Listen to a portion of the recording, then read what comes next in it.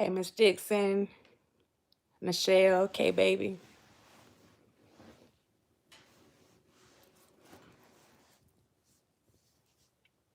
Hey, Gloria, Kim, Precious.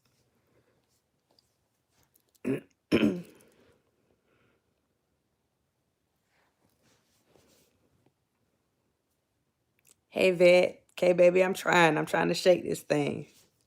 Almost. Hey, Charlotte.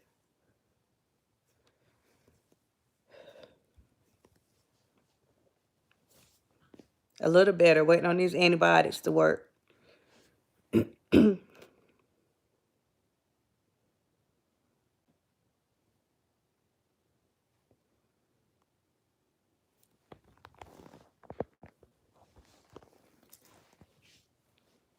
Hey, Miss Shirley.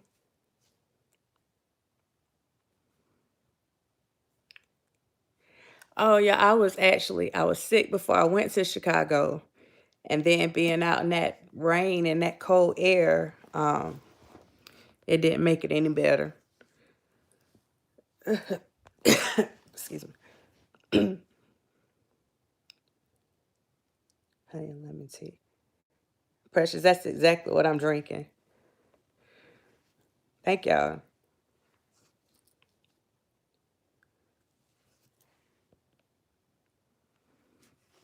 Hey, Miss Hot Pink.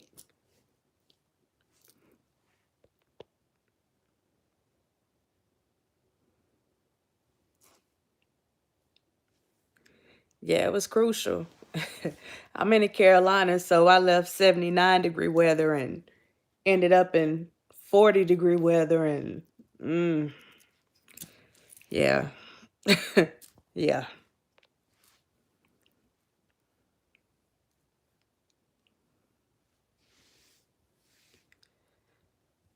Thank you. Trying to wait on a few more people I know. Excuse me, that people may be watching Power tonight. I actually watched it last night, so thank y'all. I wanted to touch on what happened earlier because I was on the beginning of Dana's live and I didn't get to watch the whole thing. Hey, Ray, I didn't get to watch the whole thing. And I came in on the end of Block's live. Hey, Cassandra. Sorry, y'all. I came in on the end of Block's live, and right when I came in, there was a young lady on the phone talking about someone on Dana's channel that had said that he was suicidal. And the young lady pretty much getting in contact with the guy and doing the things that she did to try to make sure that he was okay. And I don't know what her name was because I didn't catch that part. But what happened with that was the exact thing. Whenever I talk about us coming together, this is what I'm talking about. Hey, Lisa. It's not just about coming together to fight for a specific case. But whenever you see that your brother or your sister is in need, it's about you coming out and doing what's already innate. Like nobody has to tell you to do it. You just do it because it's the right thing to do. So, hey, Nene. So that was one of the things, like, I really wanted to touch on that because I don't speak about a lot of the conversations that I have on social media, but I've had a few people from, actually it was Twitter, that had some stuff going on, and somebody reached out to me and asked me if I could get in contact with them, if I could talk to them. And I recall two young ladies in particular that were saying that they were suicidal, and they actually put it in the messages. They put it on the it was like in the thread, and nobody, I'm not gonna say anybody paid no attention, but they brushed it off. And people told her to suck it up, you'll be all right. Somebody said that the girl was crazy. And there was actually someone, the channel that it was on, I thought I actually waited before I responded because I thought the person whose channel that it was on, I thought they were going to assist her. Um, but they didn't. When I talked to her, she said that the person didn't reach out to her. And a lot of the stuff that was making this particular young lady want to commit suicide, not a lot of all of it. It was because she was being bullied online. And so this is why I take that cyberbullying stuff seriously because, hey, Latoya, um, hey, you digging me? You don't know what somebody's going through. And when I went back and she was telling me some of the stuff that was said, and I actually went and looked myself, hey, Lizzie, um, you can't, you have to be careful how you treat people. And it's like in these social media streets, people can say any and everything. I mean, why is it, when did it become okay to call somebody ugly and call them fat and bald head? I mean, that's stuff that people did in school. When did it become okay for grown, and I say grown, rusty behind people? When did it become okay for grown, rusty behind people to talk to somebody like that? When did that become okay? And even hearing the stuff about, hey, Felicia, um, the guy was saying, why would you want to help me? And he's assuming, okay, you're a black woman, you're a black guy, you're not gonna want to help me. I'm an old racist white guy, whatever. When it comes to compassion, compassion doesn't have a color. It doesn't have a color. And so that's my thing whenever I speak on the cyberbullying. And I'm like, we really have to address this. I don't know about y'all, but I've seen some of your comments on my page. Hey, Block. And I know y'all are tired of it. Block, I'm glad you came in here, brother, because I felt your face whenever you got that comment. I was just coming on your channel when the young lady was on the phone, and I looked at your face, and I felt that one. I felt that one. I don't know what we can do. Um, we've been trying to launch all kind of campaigns. Um,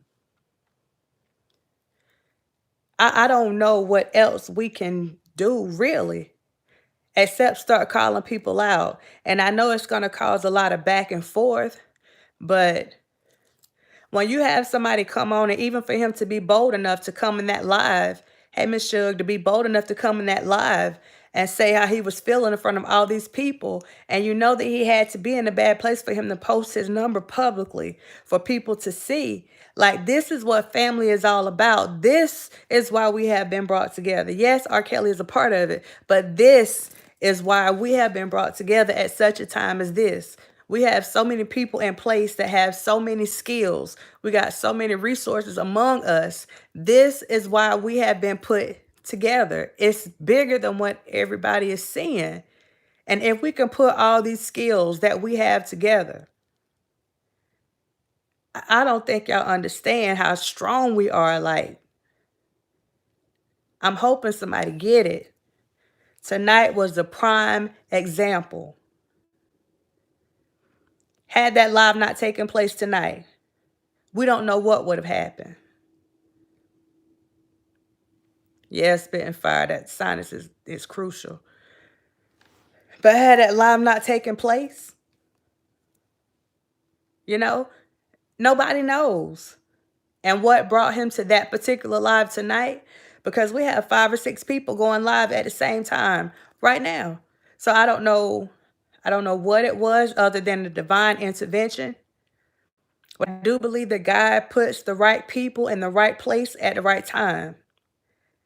And I need y'all to understand that y'all were a part of that. If you were there, if you were on Dana's live, if you were on Block's live, then you were meant to be there at that particular time. Nothing happens by accident. Nothing. So you have to really think about what's your purpose, because everybody has a purpose. Don't let nobody fool you. Everybody has a purpose.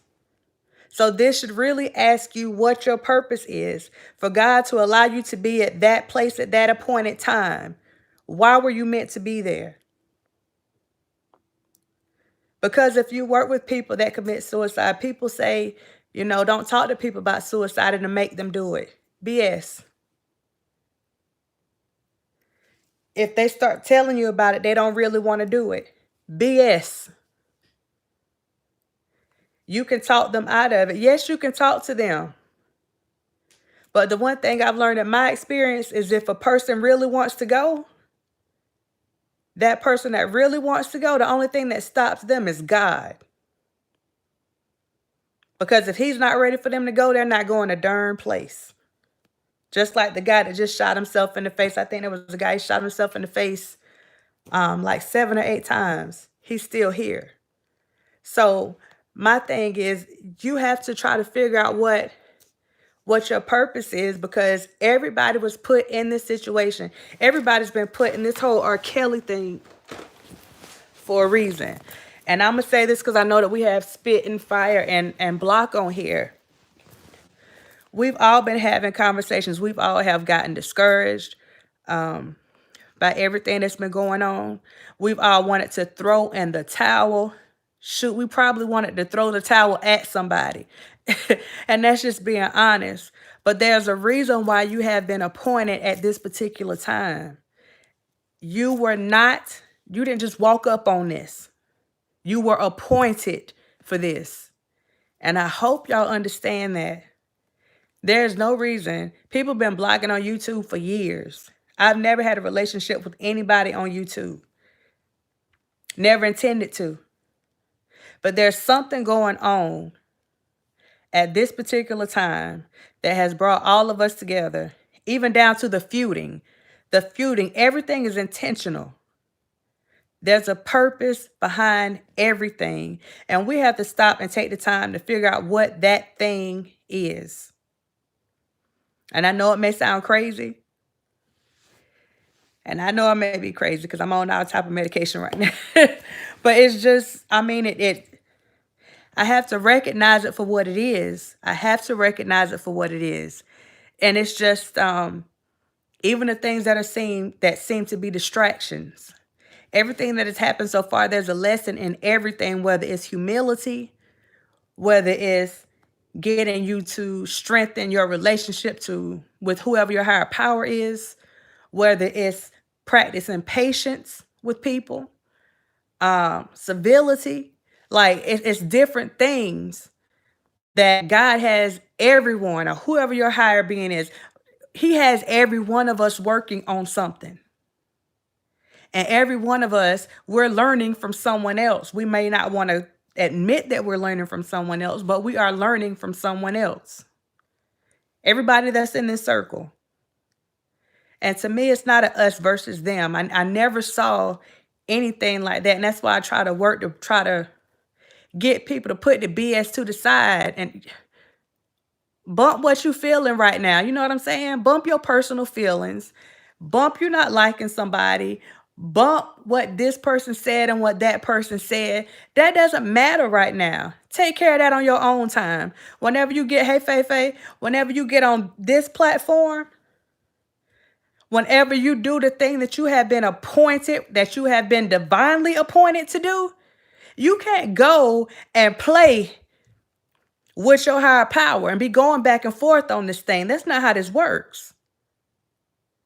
When we know better, we do better. And it's one thing to act out of ignorance. But once you know, you can no longer claim ignorance. Ignorance is not an excuse.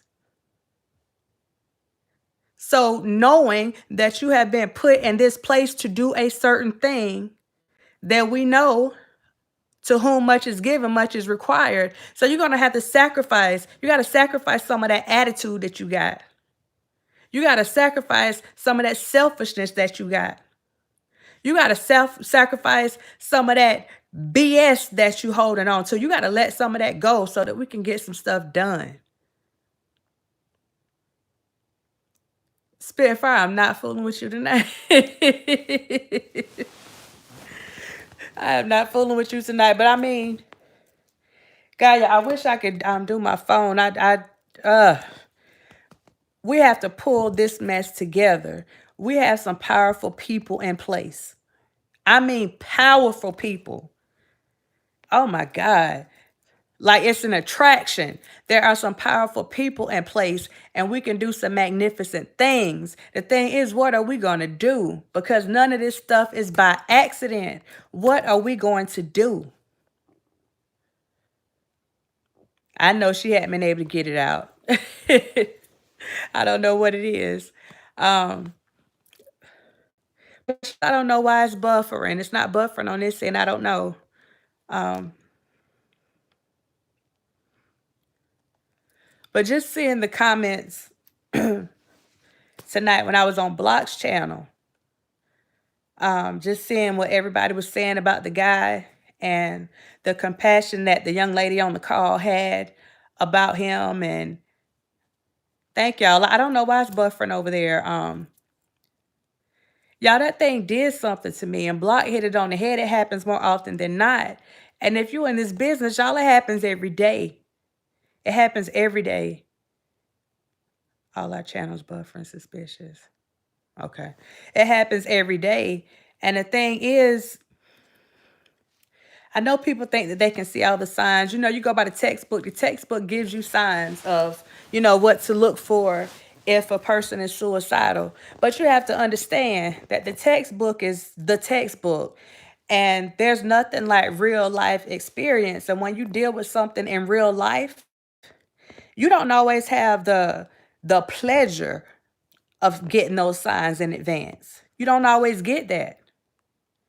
And so when somebody reaches out to you, if they feel it's something about you that drew them to you for them to feel good enough to reach out to you, because they don't go to anybody.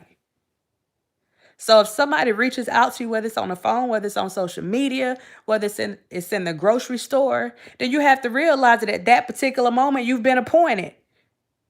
You've been voluntold. You don't even have a choice. You don't have a say in the matter. You have been appointed at that particular time. And there's nothing you can do about it. And the reason why you've been appointed is because you are or you have been going through your own stuff. And God wants to show you, you made it through. So go and let this person know what you did so that they know that they can make it through. People don't just come to you. That stuff doesn't come to you accidentally. That's right. It's a divine appointment. I lost 2 people in weeks. Right, right. And I can give you guys a story. And I can say this because I've been given permission by the family some years ago. But I had one of my clients when I worked at mental health. Beautiful young lady. If you saw her, I mean, she was an educator for years. She had a husband. Her husband was, you know, had like a high position in the church. And she was coming to us for schizoaffective disorder. So it wasn't anything that anybody could see. So if you didn't know that she was, you know, getting assistance, you wouldn't know. But one particular day, her daughter called up to the mental health center, and I was just walking in the door at 8:30. And they sent the call back to my office. And when the call came through, it was the daughter, and she was screaming on the phone. And she was like, you got to see, well, I'm not going to scream like she was screaming, but you got to see my mama. Something's wrong. We want her committed. And they wanted me to commit her because I do involuntary commitments. So I had them bring the mom in that day. The whole family came in, saw the mom, saw the family. And, you know, I'm doing a mental status exam on her. You know, are you suicidal? You have any thoughts about hurting yourself? Have any thoughts about hurting anyone else? Any auditory visual hallucinations? You know, you go through the spiel. And, you know, she answered everything correctly. But when I looked in her eyes,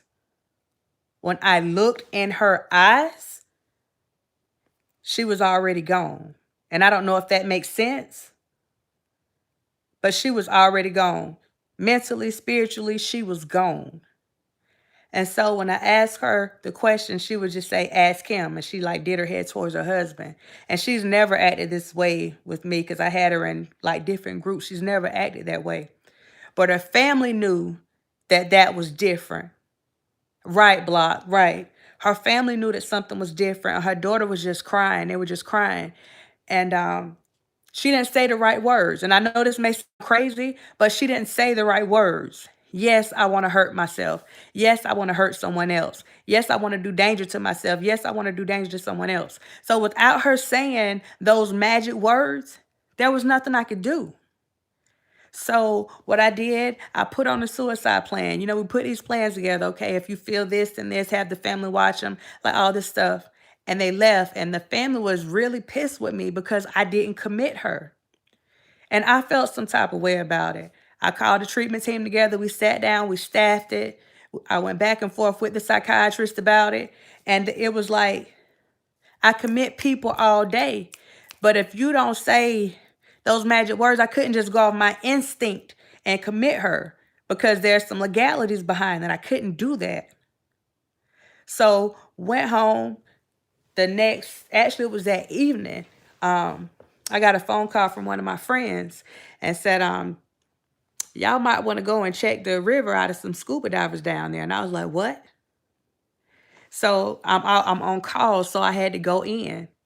And I went into work, hey, Casey. And my supervisor was like, yeah, we've been getting several calls. And I said, yeah, well, I got a call from my friend. And he told me that there was just like a river about 2 miles down the road. He said there was some scuba divers down there and I might want to check it out. And I'm like, I don't even know how he knows that I'm dealing with this lady. But I guess her son had told him. And I went down there. I saw the scuba divers, the diving team, and I saw my client's car.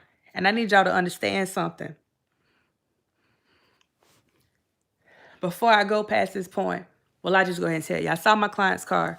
She had drove her car down to that river. She convinced her family after she left mental health with me that day. She convinced her family that she was okay. She started acting normal. No signs. She went, she talked them into letting her drive to the store. She was fine. She wanted something sweet. So they let her drive to the store. When she drove to that store, she got all her insurance papers together. She already had them together. She put all her life insurance policies, everything that they were going to need for her, she laid them on the front seat. And she drove her car down to that river. And understand, she didn't drive into the river. She drove her car down to the river and parked, left her lights on so that she could see her way out to that river. And she stood up in that river, water covering her whole body. She stood up until she drowned. Do you understand what I'm saying? She stood up in that river until she drowned. And her family was so mad. Oh my God. And I'm hurt. Don't get me wrong. I go back to the mental health center before I can get in the door. I got phone calls coming. My name keeps being paged over the system. And when I answer the phone, that same daughter that called me before, when I tell you she cursed me out all kinds of ways, and she said, you're a murderer. You murdered my mama. And I wasn't working at mental health that long. And so me just coming, like it sat on me for a minute. I knew I did the stuff that I needed to do. But when you have to go back and do that red line, when you lose a client, you have to do a red line report and send it to the government. So when you have to do that red line report, and I'm sitting here and all I can hear is this daughter's voice in my ear, but there was nothing I could do. You understand? I couldn't lie. I could have, but I couldn't just lie on that paperwork and say that this woman said that she was going to kill herself because she didn't. She sat right in my office with that daily bread in her lap that she reads every time she comes in there. She has a new one every time she comes. And I knew when I looked in her face and I looked in her eyes, I knew what she was going to do. And there was nothing I could do to stop her unless I would have went to her house and stayed with her 24/7. But the minute I would have left her, that would have been a done deal because her mind was made up. She was done. So the daughter kept calling me, kept calling me, kept calling me. And the last thing she said, you killed my mama. I'm going to bring her to your house and lay her on your doorstep so you can deal with her. Whew. So that sat on me for a while. I'm like, I'm going to get out this counseling field. This is not for me. I can't do this. And I was dreaming about her. I just kept having dreams about it. I kept having dreams about it. And then one day I had a dream. And it was one of those dreams where it seems like it's really real. And I woke up in the dream and I can't remember where I was at. But when I woke up in the dream, she was there. And she was smiling. And even though she was younger than me, younger people always talk to you like a baby. And she said, "Hey, baby, how you doing?" And I said, "Hey, Miss So-and-so, what you doing here?" I said, "You supposed to be gone." And she said, "I'm all right, baby. I'm all right." And she shook her head and smiled and walked off. And I'm crying in the dream, but when I wake up, I'm crying out of the dream. Because I understood when I woke up that that was her telling me that I did all that I could do. There was nothing else I could do. I understood that. So her daughter was mad with me for a while, and it took about 2 or 3 weeks. And finally, the daughter called me and she apologized on the phone. Because when they started going through the mom stuff, they had no idea that that mom was depressed for that long. They had no idea the hell that she was going through with her husband, not being physically abused, but being mentally abused, emotionally abused. And she had been writing in a journal all that time. And she had decided to take her life a long time ago. She just kept fighting it. So her daughter apologized. And then their family came up there and apologized. And had they not did that, had that not happened, I was going to go. I was literally thinking about going into a whole other field, bump out of schooling, whatever. I was thinking about doing something different because it was weighing on me. And so that's what I'm saying. This lady was an educator in the school system for over 20 years. If you saw her, she was a prim and proper lady. She had her mess together. And you would have never known. So we're sitting in church one Sunday and my pastor's up preaching. And, they know the kind of work that I was doing, but they didn't know who I worked with or whatever. And he started preaching about it in the pulpit. And he was saying how weak the person was, that died. And you don't depend on mental health for blessings. You have to take it to God. Those mental health workers can't help you. And I'm saying, number one, the same way that God placed you in that pulpit to heal people, he blessed those mental health people. He blessed those doctors. He blessed those nurses. He blessed those CNAs, those LPNs, those RNs. Like, he blessed everybody to do their job. They've all been appointed. You can't think that just because you're in a pulpit that you got anointed for a certain purpose. Everybody has a purpose. And had it been meant for her to come to you and for you to save her, then that's what would have happened. So I'm saying that to say everybody has something to say and nobody knew what was going on. And I got offended because I'm like, how dare you come out your face and call this woman a coward? Do you know how strong you have to be to drive your car down to a ravine, leave your lights on, and walk out in that water and stay in that water until you drown? Do you understand that? We panic when water goes over our heads, once it starts filling our ears. So to stand in that water until she drowned, you would not tell me that she was a coward. You would not tell me that she was weak. And that's why I say whenever people have stuff going on, that's why I can't tolerate all the BS and the bullying online, because I understand how that stuff works. I understand what it can do to a person. When you emotionally abuse somebody, and that's what you're doing, you're abusing somebody emotionally. That is what you're doing. So you have to think about how, and I know it's funny to you at the time. You may get your kicks out of it. You done got your rocks off or whatever. But if something happens to that person, you got a young lady right now, her boyfriend, fiance, killed himself right before, not even an hour before his graduation. And she was the one that told him to go jump off a building and kill yourself. And he did it. And now she's facing charges, as she should. So whenever people tell you, go jump off a bridge, you better be careful about saying that. What you going to do if they do it? What are you going to do if you keep calling somebody ugly and calling somebody fat and calling them all this stuff, and they have their own internal stuff going on? They already have all kinds of stuff going on because you don't know. Just because somebody's wearing a smile, you don't know what they have going on. So when you go and add that extra to it, you don't know what a person's breaking point is. And that, to be honest, you don't know what your breaking point is. Because unless you've been in a situation where you felt like you've done everything that you can and you didn't see any other way, you don't know what your breaking point is. So what I'm saying is, hey, Bennett, so what I'm saying is you have to be careful. And that's why I say when you see people doing stuff, call it out. Call it out. If they get mad, let them get mad.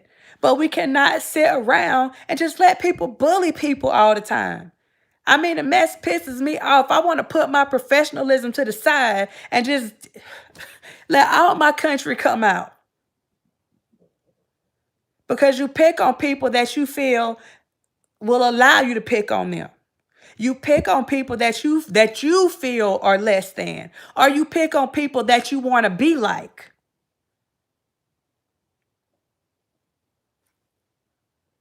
So if that's what you want to do, then go and talk to them.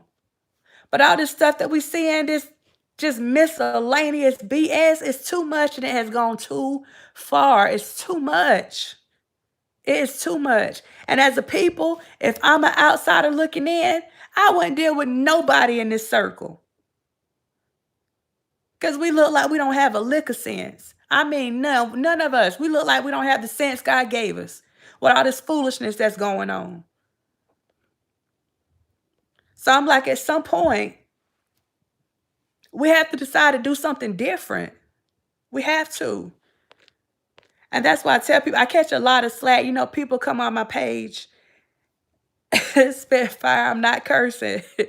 People come on my page and they'll say, you're supporting a child molester. You're doing this. Listen, I work with terrorists. I've had to work with people from Al Qaeda. I work with serial killers. And at the end of the day, I recognize that regardless of what they did, I work with men. So I say regardless of what they did, they're a man first. Your crime comes second. You a man first. So I have to talk to you as that man. I'm not talking to you as that person that done killed 20 people. I'm not talking to you as that person that done went and blew up somebody's darn building and killed 100 people. I have to talk to you as the man first. That's what I'm saying. So for somebody to come and say, oh, you supporting this, I can come back and say, well, I supported your brother. I supported your uncle. I supported your daddy. I supported your cousin. I supported your husband.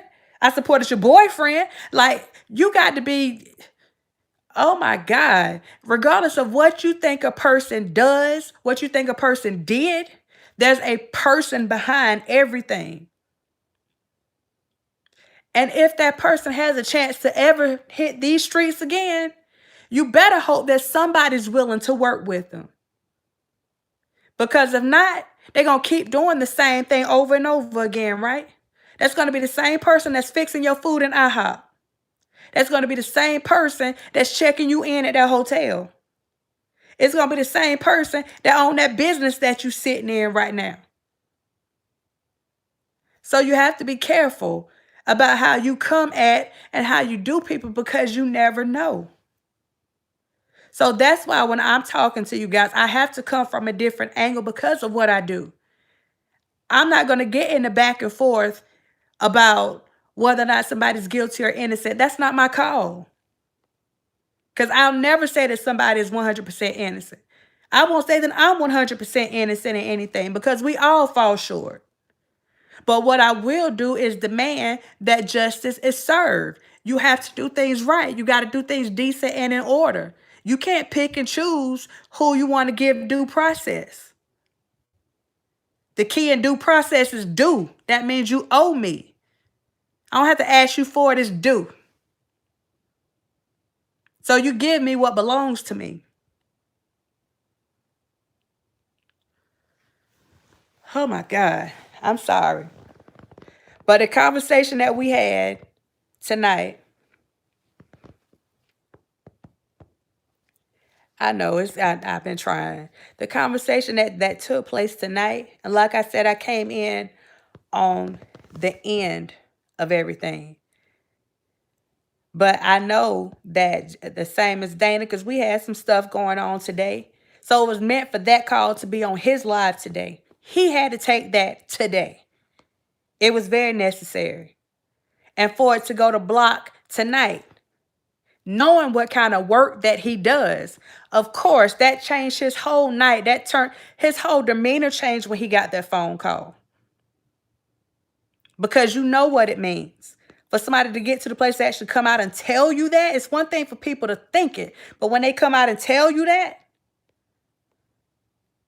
and you know in your gut if someone is playing. You know whether or not somebody's just trying to get attention, if they're an attention seeker. You know. After you do this for a while, you know. So my thing is, I'm hoping that people don't try to take that situation and try to capitalize off of it, because it was real and it was in real time. And I'm so glad, and I didn't go through all the comments on everything, but I'm so glad that nobody tried to sit there and try to, make fun out of that moment, try to make it a joke, because it wasn't a joke. I'm telling y'all, we were all brought together for a reason. Some of you, I would have never had any chance of meeting at all. We were all brought together for a reason. So we have to make sure that we do our part. People say, what can we do? This is what we can do. We look out for each other. We don't tolerate anybody hurting one of ours. And when I say one of ours, I'm not talking about a channel. I'm talking about one of ours, period. This is why I took the time to try to talk to the other bloggers about how I was feeling. I didn't come at them and try to tell them what to do with their page. I didn't tell them not to come after anybody. I just said that we need to try to come together. However that looks, we need to get it done. That's it. If people still choose to go back and forth, that's on them. I don't have a dog in that fight. But us coming together, that's where I come in at. That's right, our nation. And I don't just do it for blacks. I don't just do it for people that look like me. I do it for us. And when I say us, I don't mean us, you and me. I mean the United States, all of us. Because no one is exempt. I know people say that you got the complexion for protection, but understand me. I done got a lot of stories and I done seen a lot of things. People may think they're exempt, but nobody is exempt. Everybody can get hit in different ways, especially when it comes to this sexual abuse stuff. It doesn't matter. Somebody put those charges on you, jail first, innocence later. Think about that. And that's not for women, because somebody can go and make an allegation against us and we're going to sit home chilling. It may never make it to a courtroom. But let somebody say your brother did something, or your son did something, or your daddy did something, or your husband did something, and they're going to catch the first train smoking to that police department, and they're going to get locked up on sight. And that's the reality of it. As a female, I'm not going to sit here and say that just because somebody says something happened that I'm automatically going to believe it. But I'm not going to jump on a person that says that they're a victim either. There has to be a healthy balance. We can't go after the victims and say that everybody's lying. We don't know. And that's just being honest. Nobody knows everything that R. Kelly did. Nobody. Nobody knows everything that you did. Nobody. They know what you tell them. And you can't say what Dr. Rogers is capable of, because you don't know me like that. You know what I allow you to know. And so in that's why you have to remember that everybody should be presumed innocent until proven guilty, because at the end of the day, that due process is really all we have. That's all we have. You have to give people the benefit of the doubt until you know different. But that's not what we're doing. Because if we jump on this chat and this person doesn't like this person, then we already jumping on the bandwagon. We got our mind made up.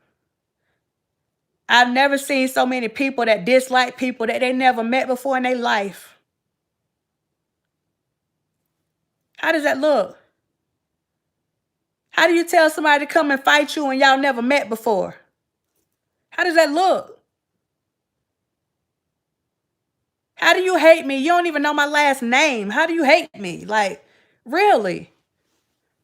This is stuff we got to like make that make sense.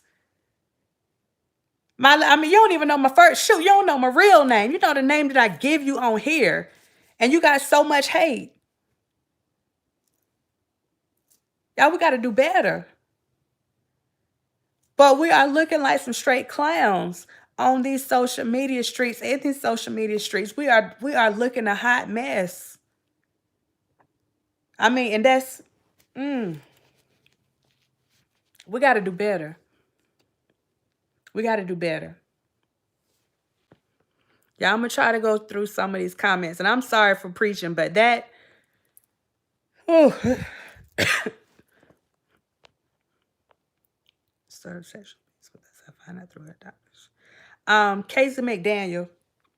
When I first came out, when I did my first, when I started doing videos, and I shared it with some people, and I didn't take the videos down, but, you know, I put the videos private because I saw how people were doing things. But the thing that attracted me to this whole thing was that I was abused. I was abused by my first cousin. My first cousin. And it started when I was 4. And it happened for at least 8 years. And because of that, I've had so many health issues. Because of my cousin, I can't have kids. Like, it's a lot, and it changed me. I need you to understand that. But it helped dictate who I am today, and I would be lying if I said that it didn't. And it has happened to a lot of people. But I don't wear it, like go around and wear it as a badge of honor. I don't go and like put it out there and it's certain things you're not going to see me do. I'm not going to do it. You see what I'm saying? And I'm not, you know, saying that other people should do things a certain way because everybody handles, you know, their hurt and their situations in a different way. But it happens more often than not. And it even happened to males more than they'll ever say. And that's the thing that we have to understand. Everybody has been through something.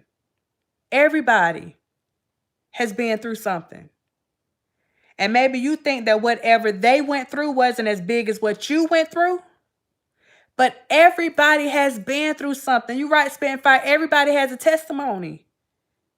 And yeah, I don't want you to feel sorry for me because yeah, I'm telling you, had that not happened, I wouldn't be Dr. Rogers today because that's what made me want to go into this field. So there was a blessing that came out of it. I'm able to sit in that prison and talk to sex offenders all day. I even find myself taking up for them at times whenever people come after them because at the end of the day, to me, a crime is a crime. And I know the guys in the prison say different stuff. No, well, he did this, he's a chomo. No, when you put on that green suit, brown suit, orange, whatever they got you in, all y'all got numbers. So y'all on the same field to me. So I'm not going to sit you, and I know this sounds crazy. For me, I'm 5'7", 165 pounds, and I'll walk my black behind up in there, and I dare you to, oh my God, bully another one of them guys in there if you want to. I wish you would. I get on the wish factor. These grown men, 19, 20, 40, 60, 80, I don't care if they're 90 years old, I handle them like they're my kids. Not in a disrespectful way. That's how protective I am of them. So when I tell you that regardless of who that person is, I'm going to make sure they're good. And it's not a hug-a-thug thing. It's just who I am. You're not going to treat people any kind of way around me. You're going to have to go somewhere else with that because I'm going to say something. So you're going to have to beat my tail and hope that you can beat my tail because that's the only way that you're going to make me move out this situation. So like, oh, R. Kelly was a victim of sexual abuse to escape this pain through me. Exactly. It happens all the time, y'all. It happens too much. And for those of us that are from down south, it was a regular thing. Understand what I'm saying? It was a regular thing. So I can speak for me. I became a tomboy. When I say a tomboy, I dressed myself, I dumbed myself down so that no one would pay attention to me.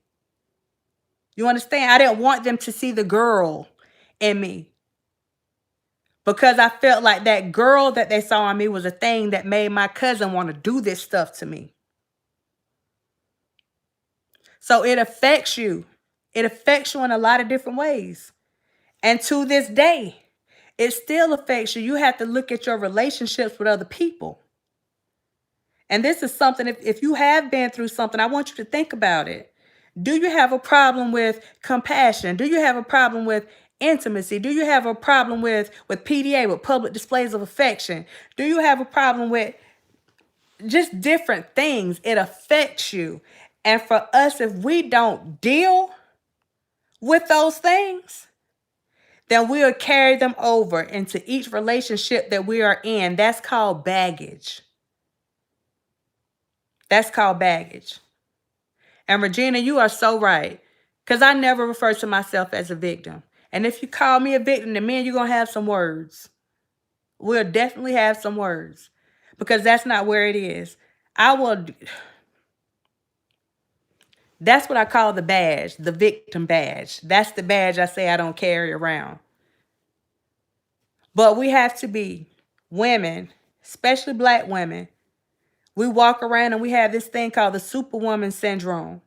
And we try to hold all that stuff in, act like it didn't happen. We push it to the back like nothing ever happened. We get with our partners. We get with our spouses. We don't tell them what happened. Or maybe we tell them that something happened, but we don't let them know how it affected us personally. How did it affect you emotionally? How did it affect you? Because it did affect you. Understand that. When you've been abused for so long, then you are suspicious of everyone that comes in contact with the child. It don't matter who it is. You watch everybody. If you see a man pick up a child, you watching. Making sure he don't put that child too close to his private areas. If you see him touching a child, you watching and make sure that they ain't touching that child inappropriately. Everything they do, when you have been through something like that, you notice everything. And that shows in your relationships.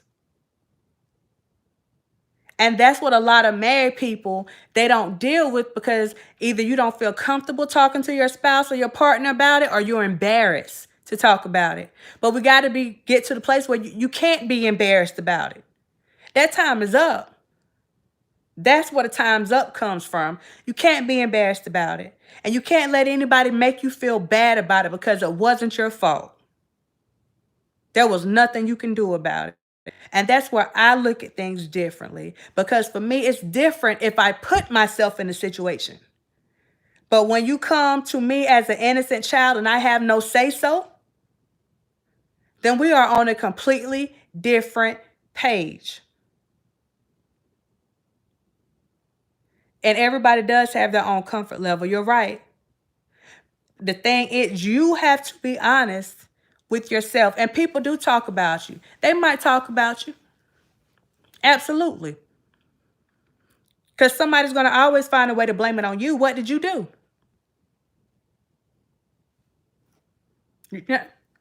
Be strong. Suck it up.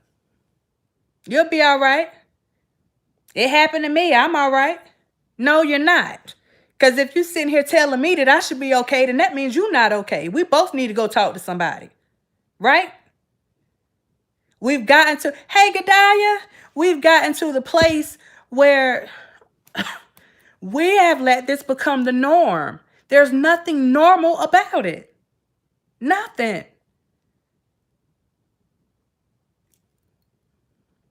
So it bothers me when I see people playing with it. You understand what I'm saying? People just throwing allegations out there. I've seen it happen. I don't like you. I don't want you to have any visitation with your child. So I'm going to say that you did something to this child. You broke up with me. I don't want you to go. I don't want you to be with this girl. So I'm going to go and say you touched my daughter. We see it a lot. And the sad thing about those situations is, if it's a man, then he's going to be facing 15 years off the top. No, like going back and forth on that. 15 off the top. but you're not doing anything to the women that make false accusations. And maybe people don't see anything wrong with that. And it may sound funny for me as a woman saying that. No. No. Because if this man can get 15 years off this charge, if you made false allegations of him doing this charge, and you should be able to get those same 15 years. Now, that's where I stand. Because people are taking this as a game, and it's not a game. It is not a game. The whole situation with R. Kelly and everybody, this is not a game. And all the playing that people are doing with it, I know that you don't understand how serious it is for you to be sitting up here playing with somebody else's life. It's not a game. You got somebody looking at over 500 years. And we're sitting here playing with it. Who can get the most views? Who can get the most likes? Who can get the most subscribers? We're sitting here playing with it. And regardless of what you think somebody did or didn't do, you have to be able to empathize. You got to think about what if you were in that position. Maybe not the same charges. But if you think that you can't be charged for something else, or if you've never been blamed for something that you didn't do, you know how that feels. When you feel helpless, everything that you've tried to do to show that you didn't do what they said you did, you feel helpless. So imagine if that thing was a thing that could give you 500 years. And we're sitting up here talking about they need to be under the jail. They need to be this. They need to be that. If somebody, oh my God, if God sent down a scroll and it showed your whole life story, how many years would you get for your crimes? That's what I want to know. How many would you get? Whether it's for selling drugs, being in possession of drugs, stealing something from somebody. I don't care if it was a piece of candy. Stealing change out your mama's pocketbook. I don't care what it is. Because stealing is stealing.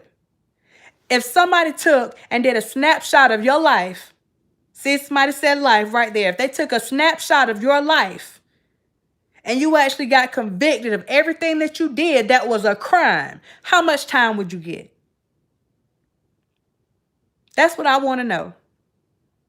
Every time you got on that highway and you were speeding, every time you went out to have a good time with your family, your friends, your significant other, and you got behind that wheel knowing that you had alcohol in your system. You just smoked a blunt. You driving. You still under the influence. Don't get it twisted. Alcohol no different than marijuana when you're behind that wheel. So if you think about everything that you've done, and if somebody had to put some time on it, how much time would you get?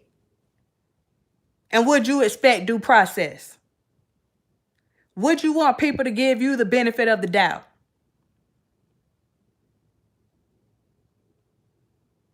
Or is it okay for them to just say, yeah, they did it, throw away the key?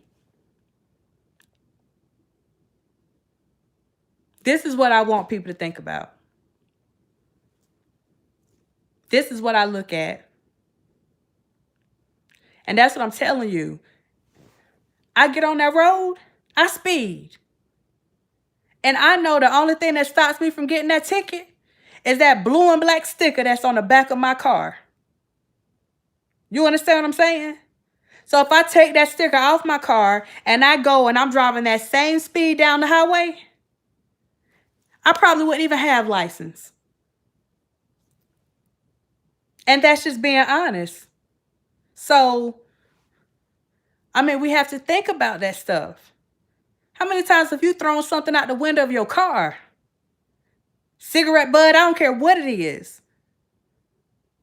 You have to think about that stuff.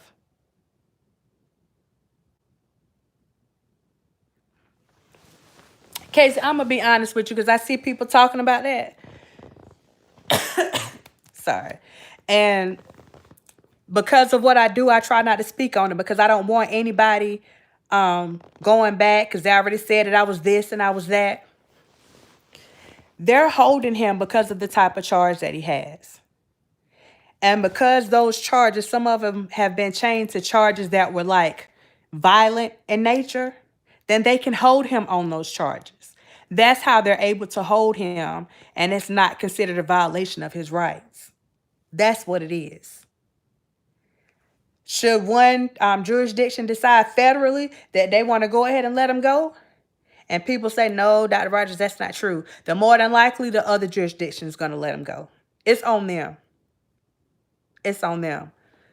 But me personally, and I'm just going to be honest, I honestly think, and this is just based on the conversation I had with R. Kelly himself, I honestly think that he has been put in that prison for this particular time for him to have some time to think. Because had he been on the outside still ripping and running, he would have had those same people around him and he wouldn't have been thinking about what's going on.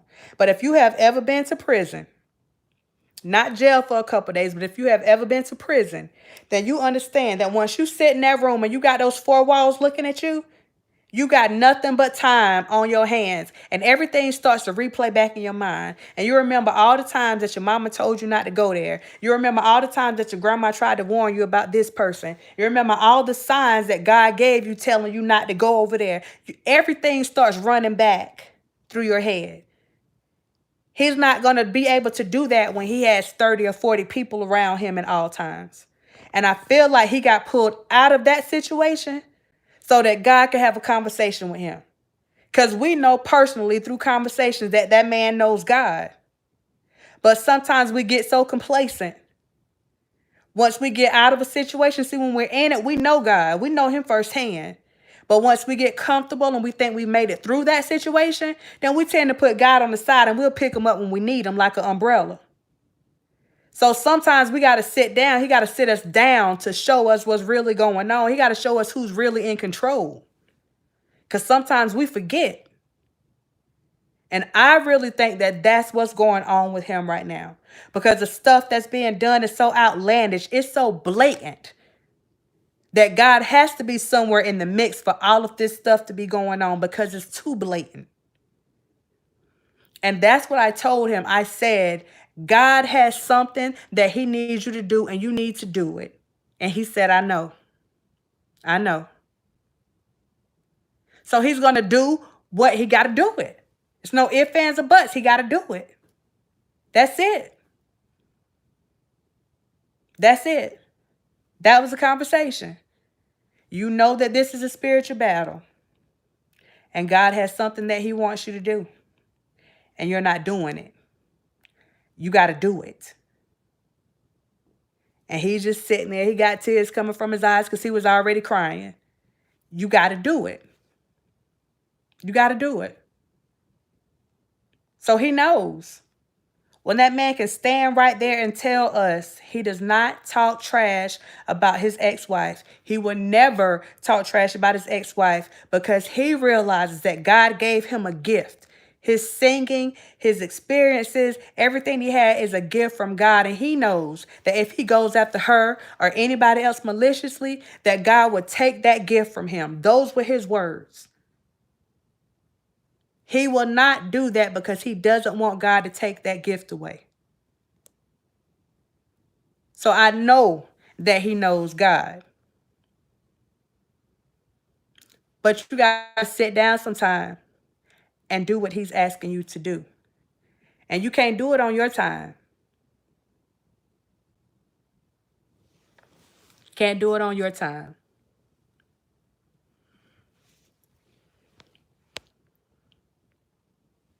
Right. Right, Cassandra. And he knew. He couldn't cry without talking about it because he knew. He knew. That man had God instilled in him from his mama. And even from the daddy that he didn't know, he knew. And not saying that he did any of the things that anybody's saying that he did, but he knew that some of the things that he was doing wasn't pleasing. You understand what I'm saying? So yeah, Biff, that there's definitely a plan. There's definitely a plan. And sometimes we have to sit there and we have to wait it out. And it may not feel good. It may not look good. It may not feel good. We're going to have to wait it out, knowing that it's going to be okay, believing that it's going to be okay. That's all you can do. But we can't just call on them when we need something. And I'm going to leave that there. Said himself that he dreamed singing, "I believe I can fly," as a little boy.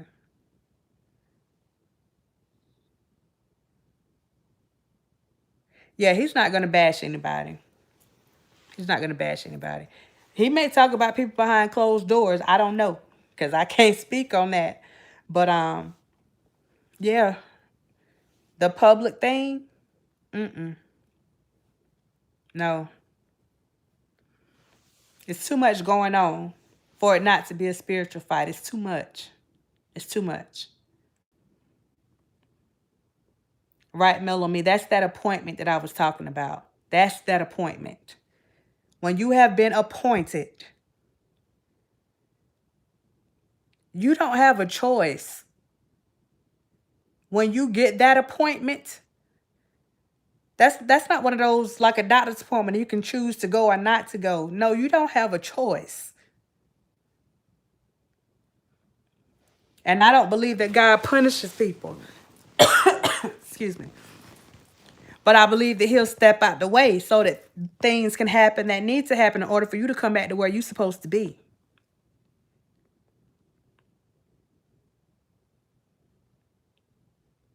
So you got the anointment for the appointment. So you're going to have to do what you're being told to do. You can't play with it. All right, Keisha T. Oh, my God.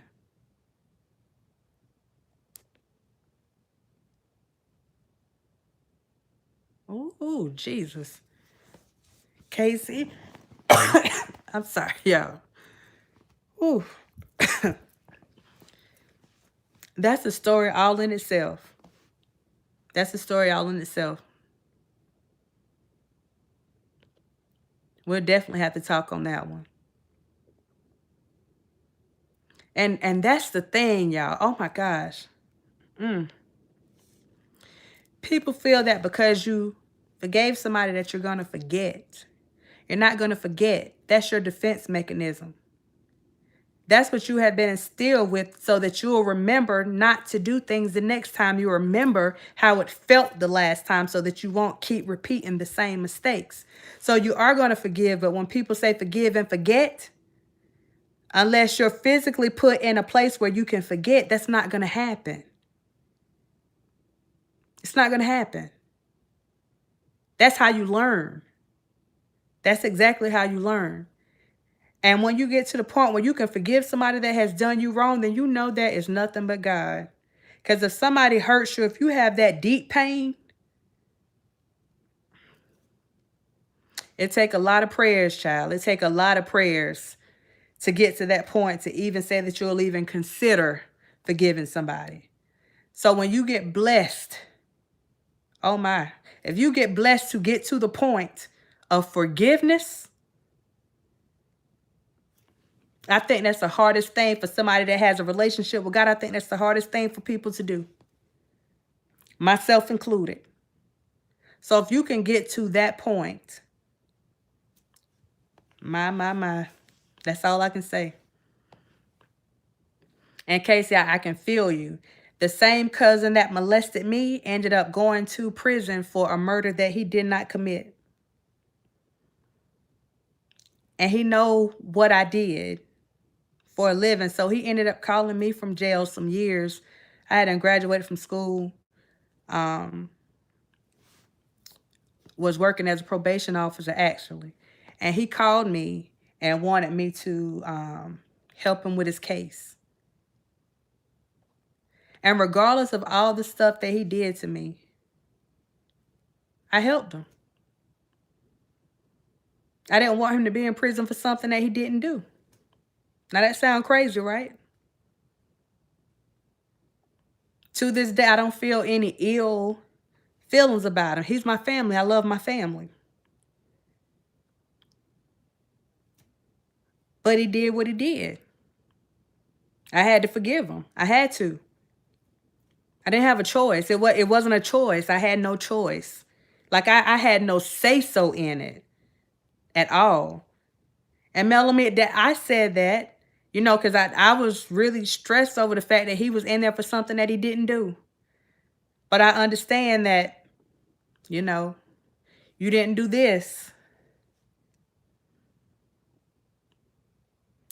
I guess he thought he got a pass.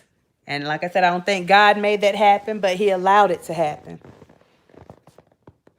And he's doing stuff in there now that lets me know that that's where he needs to be. And it's sad. For that murder, he got 15 to life. For a murder that he didn't commit, so.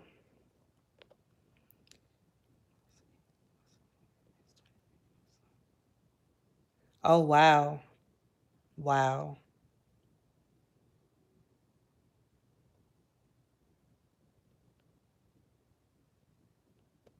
And see, K baby, that's the thing right there. Excuse me, y'all. That's the thing right there. I'm sorry. This stuff happens in families so often. I mean, it happens a lot, y'all. It happens a lot. Abuse happens a lot in families. Oh my goodness. But you don't have to go after the person. And that's my thing. I don't have to go after you because if I stand on what I believe in, then I know that it's already taken care of. It may not happen the way that I want it to happen or when I want it to happen, but it's already taken care of. That's a done deal. So for your own sanity, you have to learn to forgive. You have to. Because you can't walk around harboring that stuff because it spills into every aspect of your life. So you have to find a way to deal with it. And that first step of that is forgiveness. I'm going to take that back. That first step is acknowledging that you played no part in that and that it wasn't your fault. That's the first part. And I would say forgiveness is the second part. You have to know that you didn't do anything wrong. There was nothing about you that made them do that. It's something in them that made them do that. And that's something that we have to keep reminding ourselves of constantly.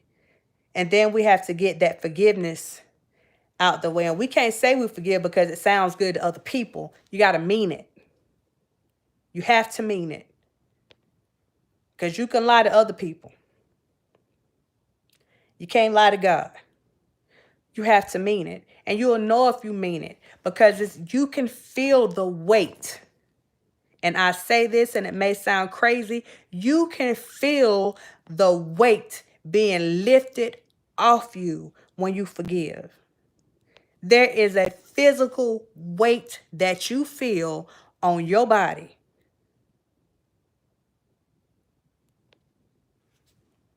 And it's gone. It's gone. Okay, baby, the thing is with those apologies, they really don't mean much. They don't. And Legacy, you just asked, that's what forgiveness feels like. That's what it feels like. You take that, I can't, ooh.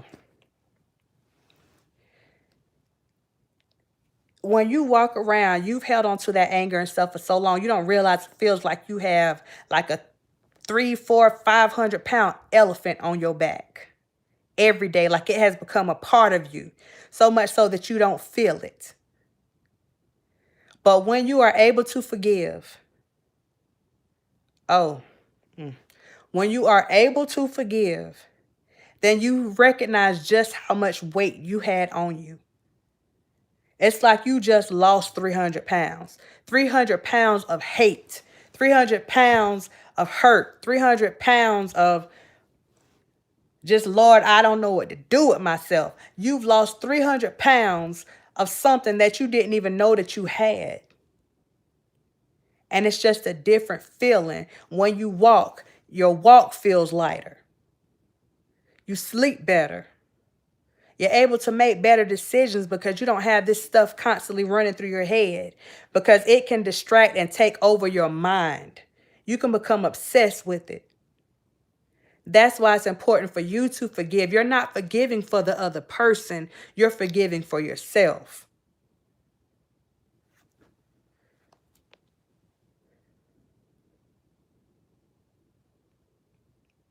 Really, Corey? Excuse me. Yeah, you got to let it go. You got to let it go.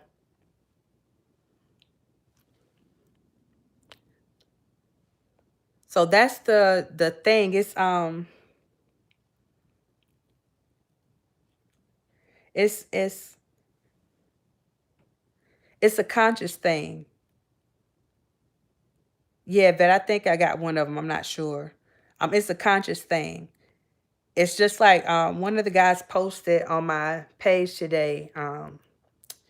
It was a white guy, and he said that he had been trying to. He tried to express love. He tried to, defend R. Kelly, and people started showing him so much hate. Um,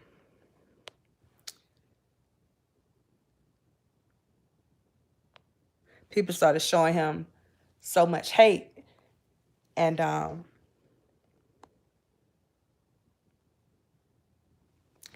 people started showing him so much hate, and so he started feeling hate. And this is the thing that you have to remember about that.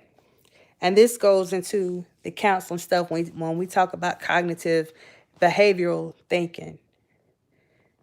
Hate, anger, that's a choice. And I know it may sound crazy. Yeah, they made me mad. Nobody can make you anything. You see what I'm saying? That's a choice. It's a choice. You can be mad one day. I don't know if you ever woke up mad, like y'all ever got up one morning and y'all were mad. And then throughout the day, you trying to figure out what you were mad about. And you realize you didn't have a reason to be mad, so now you're not mad anymore. And I know it sounds crazy, but it's a choice. It's just like if you say something about me, you try to come at me crazy, and I have to decide whether or not I want to let that, whatever you said, piss me off. And if I don't feel like being pissed off for the day, I'm not going to be pissed off for the day. And I know it sounds crazy, but that's how it works. Y'all, we have complete control over how we feel. And it is crazy. If we understand that we have control over our own thoughts, our own thinking, then very few people will get under your, very few things will get under your skin. I can say if I get mad about something, it's because I chose to get mad. If I decide to go off on you, then I have made a conscious decision that I'm about to go off on you right now. And I know exactly what I'm going to say when I do it. It wasn't a spare of the moment thing. I thought about it. But if I want to brush you off, if I'm not in the mood today, I'm going to brush you off. That's what I want people to realize, that you have control over these things. The only way somebody else has control is if you give them that control. But you have to relinquish it. They can't just take it. You got to give it to them.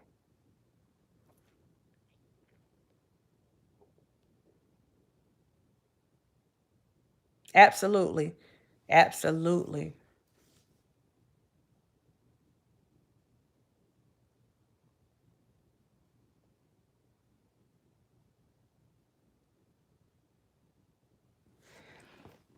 Melanie, the thing with the snakes. The snakes have always been there. They've always been there.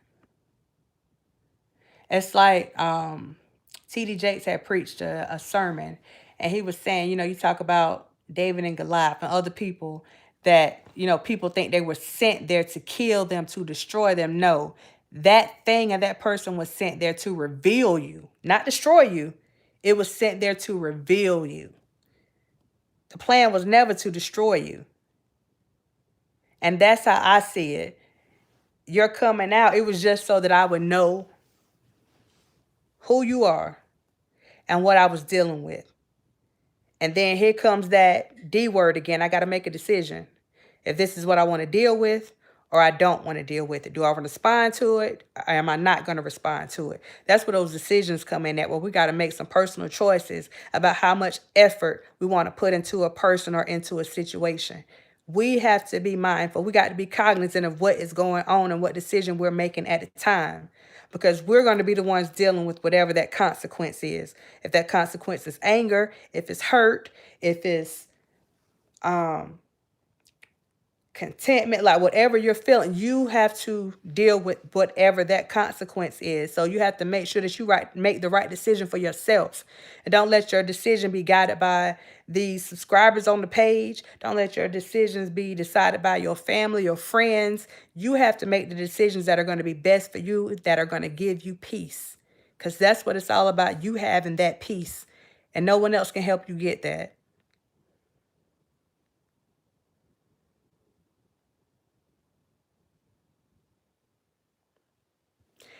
Okay, baby, I just read your comment. That comes along with people being violated.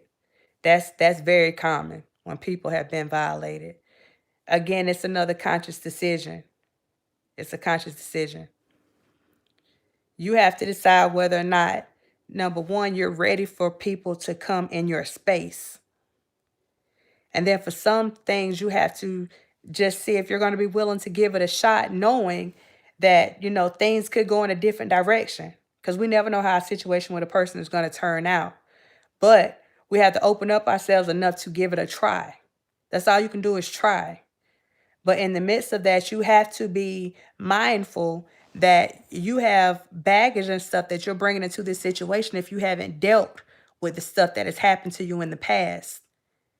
Because like I said, it runs over into every relationship at work, with your kids, with your friends. It runs over into everything. So that trust is not just with the intimate partner. That trust is with people in general. It has you looking at people sideways. It has you questioning people. Do they really care about me? Are they telling the truth? When they say they love me, do they really love me or do they want something from me? If they say that they're there for me, are they there for me because they think I can do something for them? Or are they really going to be there for me when something happens? So that's where you at right now. Like really, thinking about number one, are you ready? Are you ready for this? To be able to accept somebody else in. The second thing is, if you are ready, are you ready to put in the work? Because there's some work that goes into that. When you already know that you have a problem trusting people, and it's not because somebody cheated on you or somebody did you wrong. When you've been violated, that's a whole other degree of trust that you have to deal with, and that trust has to be built. And if whoever you're dealing with violates that trust, they may see it as something that's not that major. But for somebody that has been violated, like personally violated, when you start putting that faith into someone and they violate that trust after you've decided to let your guard down, they don't realize how something small could be something major to you. So that's why whatever relationship you get in, whether it's one of your girlfriends, significant other, whatever, you have to be true with them about what you have going on. Because if you don't tell them, they don't know. And that's a lot of problems that we have because we expect people to be able to read our minds. Or we may tell them something one time and expect them to remember it. But we have to remember that our story is our story. It's important to us. So of course, we're going to remember it. But for the other people around you, they're not going to remember all the time. The things that are happening to you, they're not going to remember. So it's just about getting to the place. I mean, you got to take baby steps when it comes to trusting people again. Um, Corey, I wouldn't say trust in God, only trust in God. But I say for me, and I'm just going to speak for me because I won't tell y'all what to do. For me, I trust you until you give me a reason not to. And that's my thing. Because I would expect the same in return. So unless you give me a reason not to trust you, then you got that.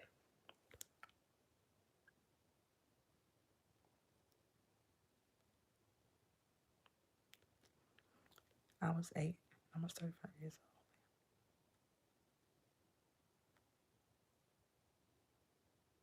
Schaefer, it is. It is. But guys, let me tell you something. I was really serious about doing the coaching stuff on here because I know working in mental health and working outside as a life coach, I understand, especially for Black people, it's like there's a stigma attached to getting help. But when it comes to, excuse me, when it comes to us dealing with these things that happened to us in the past, we got to put that pride to the side. We got to put Black people don't do mental health. Like, we got to put all that stuff to the side and we have to go talk to somebody. You have to talk to somebody because if you don't, you will carry that for the rest of your life. And it doesn't have to be a professional. Corey, I'm not disagreeing with you. What I'm saying is you have to be able to talk to people too. If you get married at some point and you don't trust your spouse, then that's a problem. If you can't trust your kids, then that's a problem. But you trust them as far as you can. You trust them as far as they allow you to trust them. But we can't go around we can't excuse me, y'all. We can't go around just thinking everybody's out to get us. That's the part of being victimized. If someone victimizes you, then you're left with those things and you're paranoid about everything. And that's when people find themselves being diagnosed with PTSD because you have been traumatized. And most people that have been victimized have PTSD. But you can either decide to sit in it or overcome it. And that's the thing. And no, nothing to be 100% perfect. It's not going to be. And I wouldn't lie to you and tell you that it is. But you can try to make it as comfortable for yourself as possible. And letting go of some of that stuff. You got to be able to let go. And for a lot of people, it's telling their story. Talk to some other people that's been through some things. Talk to some young ladies that have been through something. Talk to some young guys that have been through something. Find a way to get that out. You got to find a way to get it out. But you have to believe that you didn't do anything wrong because you didn't.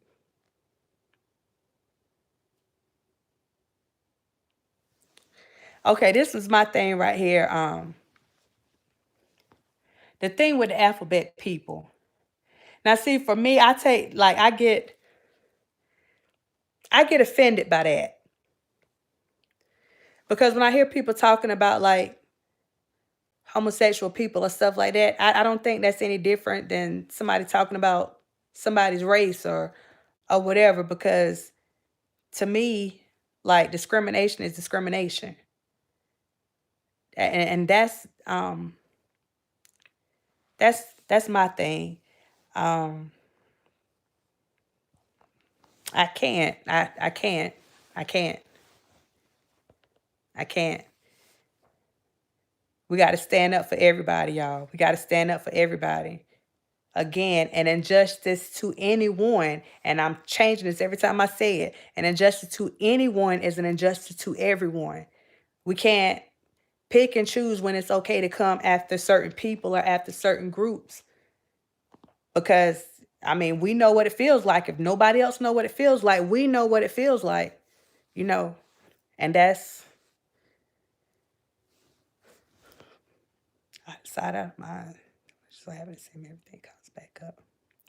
Schaefer Kels, have you addressed whoever that person is? Have you addressed them about it?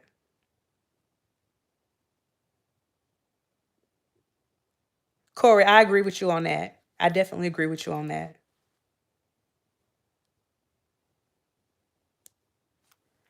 Dimples, if you know someone with a mental illness and you try to get them to get help and they refuse, that's all you can do. Unless a person is a danger to him or herself, then they have to be willing to get the help. Like, you can go and make a referral for the person with a mental health center, but if they're not willing, then mental health is not gonna. They can't make them be seen. The only way that you can make someone receive that treatment is if you can show that they're a danger to themselves or others, and or others. So That's the thing with that. So I would just try to get them some literature. Or if you can talk them into going with you, like, okay, both of y'all can just go, well, look, I need to talk about some issues too. So you just come with me and let us go up there. Um, that's the best thing that I can say. But unless they pose a danger or a threat, there's nothing really that you can do with it. If it's a substance abuse issue, then they also have like a drug court. And they also have a judicial commitment, but that commitment has to be done. Like mental health can do it, but you still have to go through an MD. So they would have to go to a regular medical doctor, their PCP, to get a medical assessment done. And that doctor would have to sign off on that paperwork for them to be committed. And that's the only way that you can force them. If their treatment, if they've been committed, an involuntary commitment, that's the only way that you can force them to get that treatment, understanding that the minute that they finish with whatever program they're sent to, all they have is follow up, and it's back on them again to continue with the treatment or do the right thing or whatever. So ultimately, it's like they have to want to get that help. It's going to always fall back on them to get that help.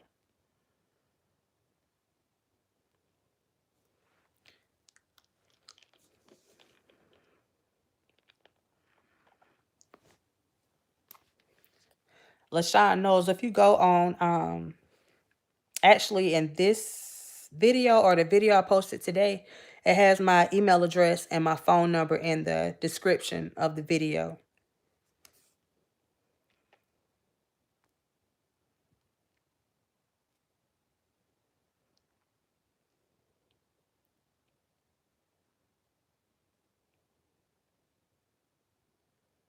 Celia knows better.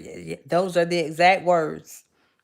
I mean, literally, those are the exact words. Danger to self and or others.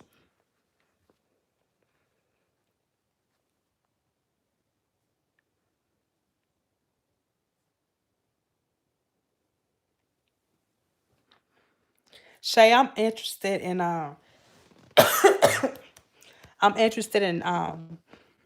knowing, you said that he got some time, but you didn't think it was enough.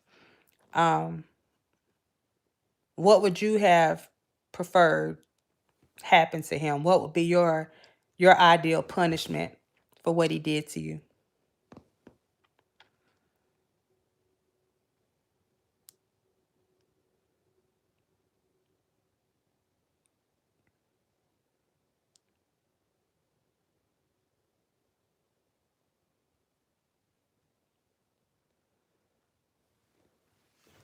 Lavelle, now I can tell you now, I believe in spiritual warfare, but I believe in that medication too. I believe in that medication too.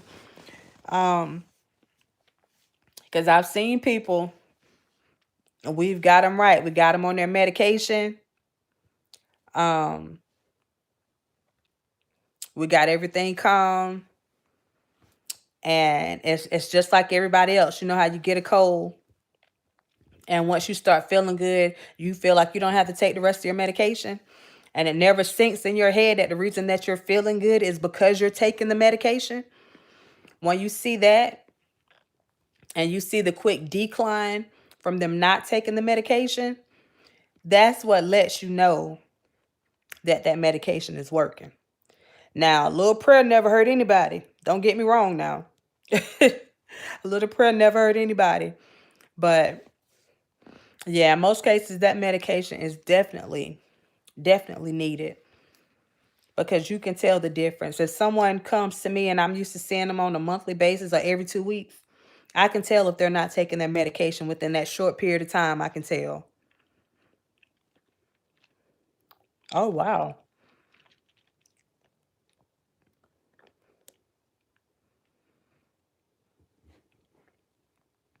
So my question, I see jail, I see castration. My family to shun him. Anything. What can be done for you to have some peace? Because he was gone for a while. If he's castrated, like that doesn't change anything that happened. Even if your family shuns him, it's not going to change anything that happened. What can be done to give you some peace, some internal peace. What can be done on your end? Because there's nothing more that can be done with him. So what can be done on your end to ensure that you get that peace that you need to be able to move forward?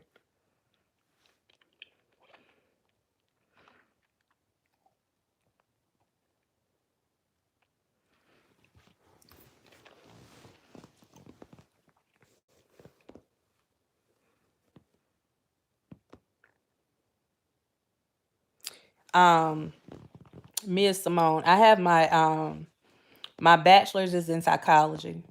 My master's is in counseling psychology, and my PhD is in human services. So it includes everything.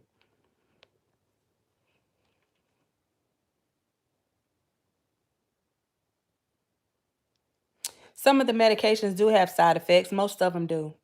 Um, but you have to ask yourself, you got to weigh the benefits. You have to, you got to weigh the cost of the medication, not the monetary cost, but the cost of taking it versus not taking it. Um, and what I'll say is, if you have someone that has been diagnosed with schizophrenia and they don't take that medicine, if they don't take that medicine and you're a family member, are you going to be more concerned about the side effects of that medicine,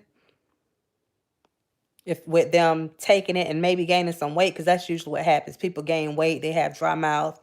um Welfare office, thank you, Jersey girl.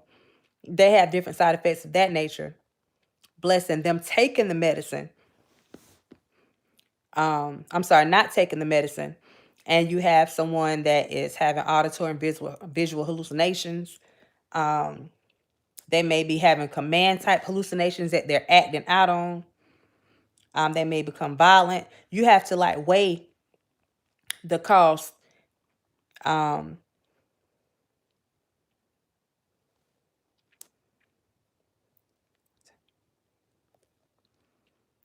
you have to weigh the cost of the you have to weigh the cost. um Never let your peace be. That's true. That's true. That's true.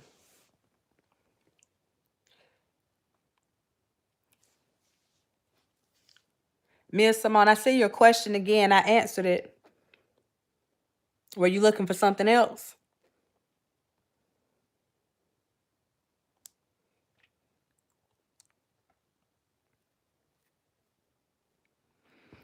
Listen, I'm not against holistic medicine. So if there's something that somebody can find to take, um that helps them maintain their health or mental health. But I can tell you personally from experience, um the people that I have, and I've been doing this since 2002, actually 2001.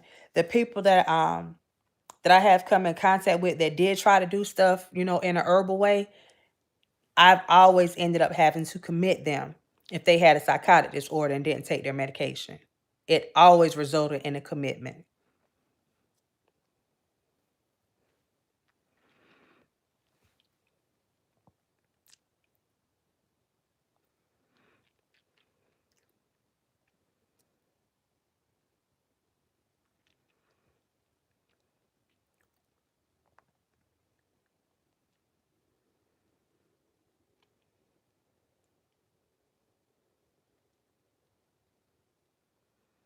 And you never know if he cares or not. You never know. Um, that's why I ask, have you spoken to him personally to see? Because I mean, that conversation could be the thing that gives you some peace. Um, but I can tell you, usually people that do stuff like that, they don't forget. They do not forget.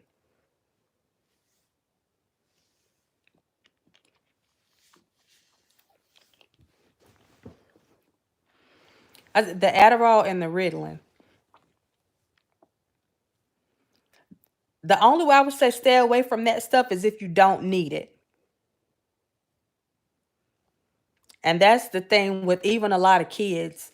Um, a lot of the parents take the kids to their PCP. They'll take them to a regular doctor, and the doctor go ahead and hook them up with some medicine really quick to get them to sit down. Um, Even with the adults that are being diagnosed with ADD or ADHD, they'll give them something to sit them down. And I mean, we say uppers, downers, and all arounders. It's a downer, so it's going to slow you down. But the thing is, you have to is it too much? If it's too much, you need to let them know from the jump. Don't sit around and wait 2 or 3 months and say, oh no, this is not good for me. If it's slowing you down so much that like it's affecting your work, you got to let them know. Because everything isn't for everybody. It's not. I know for me, it's certain medicines I can't take because I have thyroid disease. So the effects that that medicine has on me is completely different from the effects that it has on my clients. So they could take something to go to sleep and it's no problem. I can take something that makes me sleepy and it'll stay on me for 3 days. And like I literally can't get up. So you really have to pay attention to your body and how it's responding when you're taking that medication. And really look at the labels. And I'm getting into a whole other thing right now, guys. But whenever you get your medication, please look at the labels. If it says take every 4 hours as needed, then take every 4 hours as needed. Understanding that out of a 24-hour day, 8 of those hours you should be sleep. So 8 of those hours you shouldn't be having any medication. And that's how people easily get hooked on pain pills. Well, it says take them every 4 hours, every 6 hours. But no one ever says, unless you have a good doctor, to rotate that pain medication with some ibuprofen to actually deal with inflammation. Okay, let me get back on track, y'all. Okay.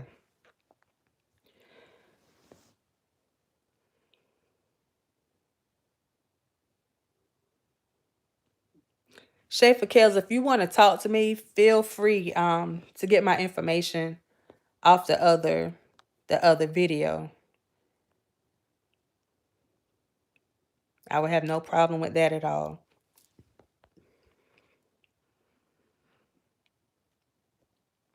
Mikey B, you said what about autism and diet? As far as what?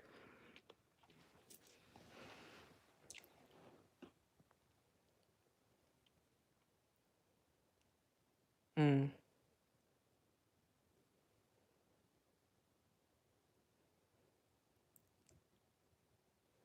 All right, Miss Perkins, you got to make sure you get that taken care of now.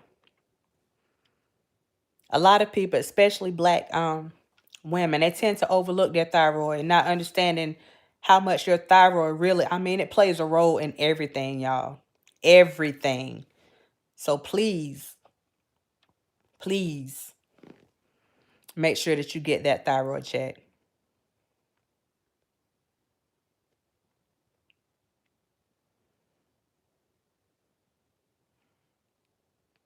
Mikey B, that's one of the reasons why I say it's important for people to read their labels. That's the exact reason. I know a lot of our clients that were on Zyprexa. For the guys, it didn't do it so much with the women, but with the guys, it was making them gain a lot of weight. And a lot of them were complaining about their breasts growing. Actually, and they were getting like wider in the hips as if it had a female hormone in it. So, me personally, again, read your labels. And I know it may be a lot, not just the label, but the actual information they give you whenever you pick up your medicine. They give you that handout, the patient information. You need to read it. Like really go through it. And if it doesn't make sense to you, just go to, we use WebMD a lot.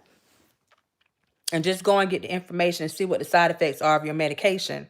And if you have any concerns, then you go and talk to that primary doctor, or if it's psych meds, and you go and talk to that psychiatrist and let them know, what you're feeling and voice your concerns. Because the thing is, whenever people get prescribed medicine, They feel like just because the doctor prescribed it that they have to take it. You don't. You speak to your doctor. If you have concerns, you let them know. And believe me, there's more than one medicine for every problem that we have, so they can easily put you on something else.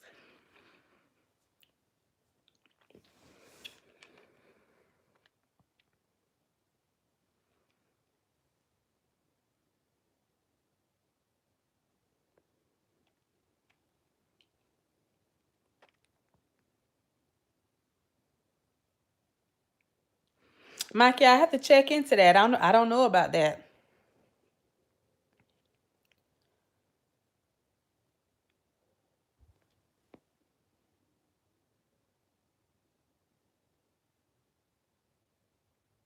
Right, right. I'm loving all the talking about people just looking into their wellness and their health, y'all. But understand this, you can be in the best physical health. But if you're not mentally healthy, then all this physical stuff goes down the drain. So you have to make sure you take care of yourself mentally and don't allow any poisons, any external poisons into your system. All this negativity, that's what I consider to be poisons. Don't let that stuff get into your system.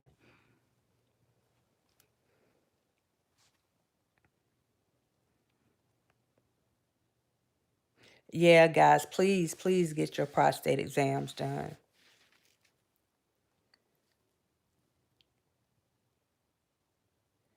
What?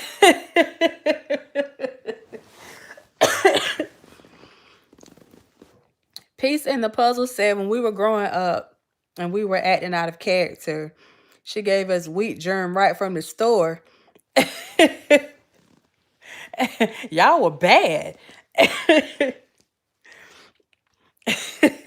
Hey, T Fox. That was about worse than getting 666.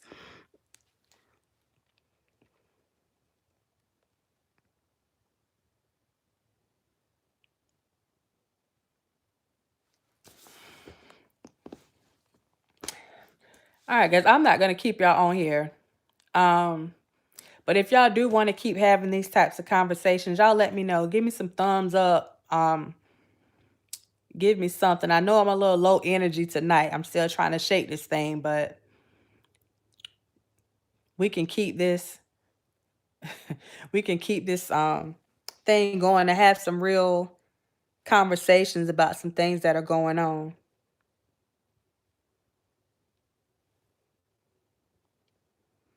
Yeah, T Fox sure had to let me know who your people are. I know a lot of people from Colombia. Okay, I see him. I see him. I see him.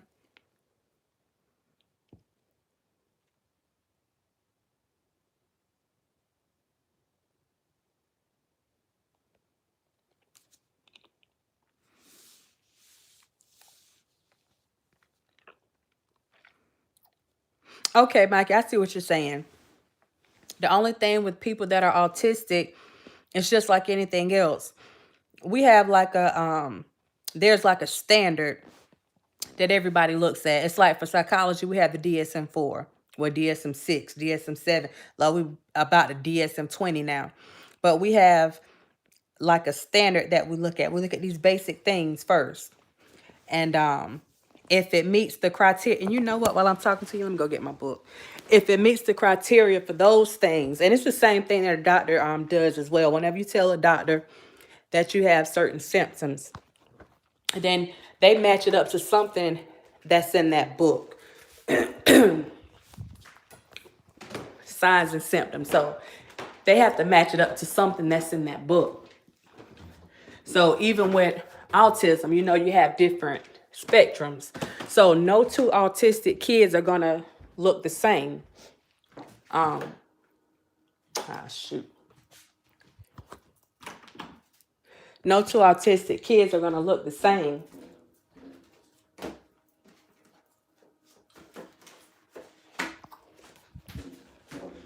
So I give you a phlebotomist, okay. Let me turn this around real quick.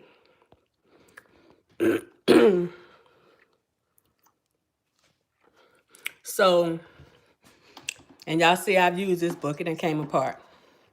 But like, this is a book that we use to diagnose people.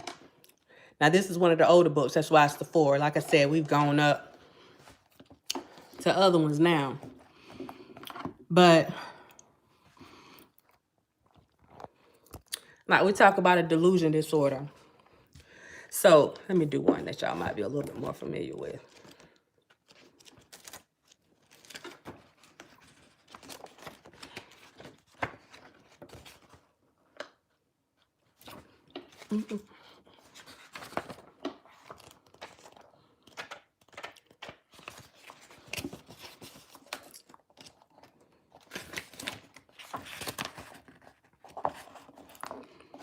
Okay, like you got a substance induced anxiety disorder right here.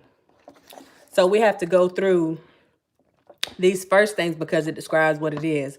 Prominent anxiety, panic attacks, or obsessions or compulsions predominate in the clinical picture. And then you have evidence of these things. You have 1 and 2. Like, everything has to be broken down for us to get the initial diagnosis. We get that initial code. And then you have to specify, is it generalized? Is it with panic attacks? Is it with obsessive compulsive symptoms? Is there a phobia involved? If it doesn't match up to any of these things, or it's the first time that it happened, maybe it hasn't been going on for 90 days or whatever. Now, you're not going into a specific type of anxiety disorder. You're going to give anxiety disorder NOS, and NOS is not otherwise specified. So it has to match up to certain things in that book. And that's the thing with autism, and even trying to diagnose autism. Even try to diagnose autism because no two people look alike.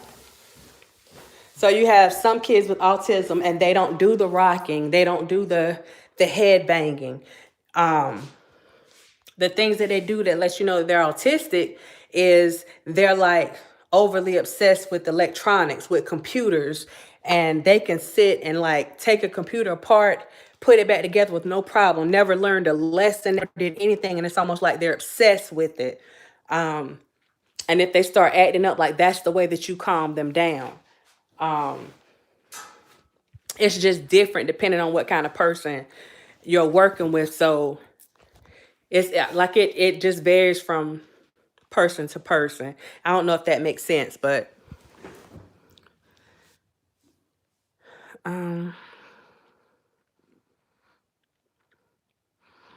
you got your magnifying glass. I'm sorry, y'all. That was my small book. We have little minis, and then we have the big book. My big book is at work. All right, you know those codes. But yeah,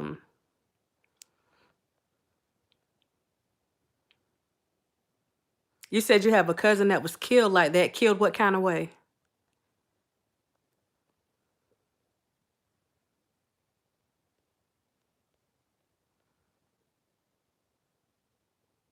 Bishop Ronald Fox.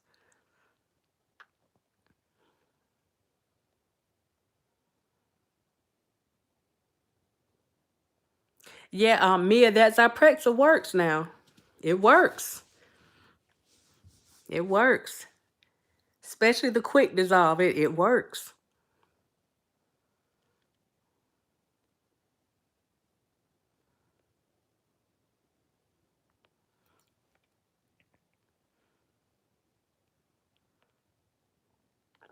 Magnifying glass. Oh, okay. Okay.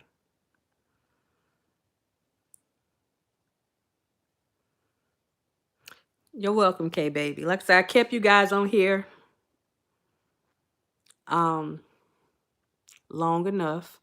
If y'all have any questions, y'all have any concerns, just look at one of my other videos. I don't think I have them on all my videos, but I know the last one that I did, it has my email address on there and my phone number. Yeah, yeah.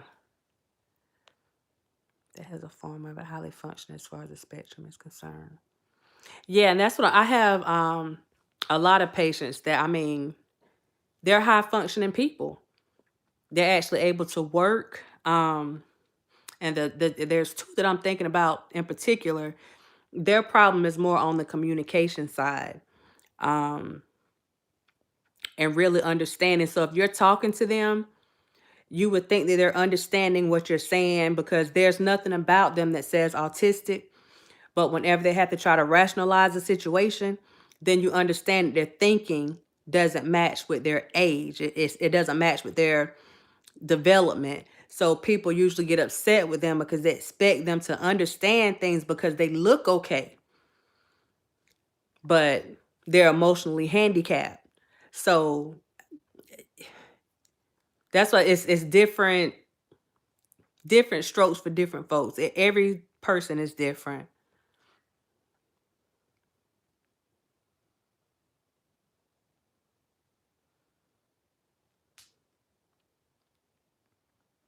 Thank you, Randy. Okay, so my YouTube if the kid. Yeah, you learn different tricks whenever you're working with autistic kids and autistic adults. You learn what works best for them. Like I said, the one of the young guys that I talked to, if you put an iPad in his hands, whenever he's having a moment, you give him an iPad, um, give him some headphones so he can hear some music. It's just different things that you can do. Some people, we might have to sing to them. It's different. It's different.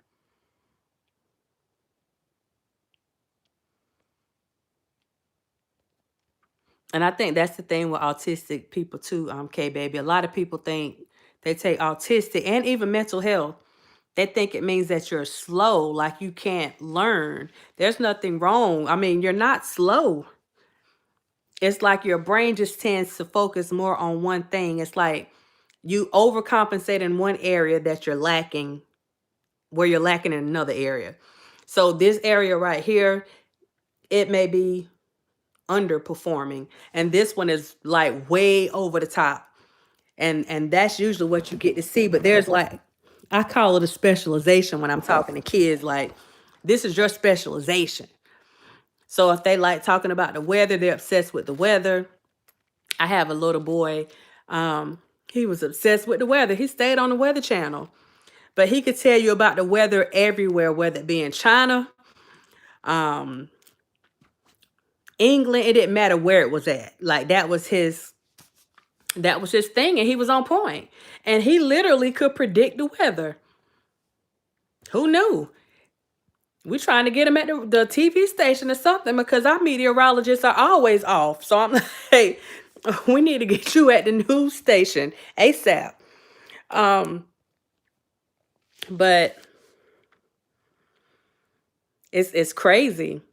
And that's the thing, we may feel like we're not being blessed in one way when we actually get blessed in another way.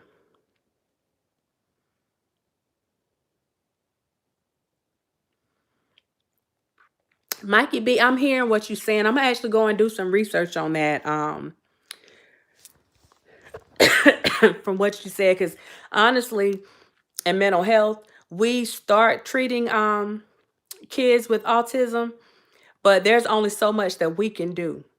They still have to go and see a specialist because even though autism is listed in the DSM-4, that's not really something that mental health treats. Um, we just try to help with the behavioral part, but there's a lot more that goes along with that too. So skill development, um, just teaching basic skills. Um, so I'm gonna definitely look into that. So I appreciate that.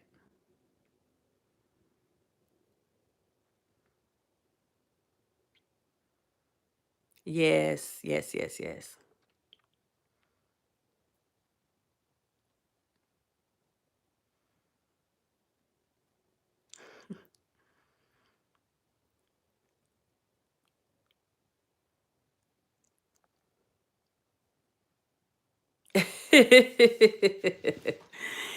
Yeah, they might tell you it's snowing tomorrow, but 9 times out of 10, they're right.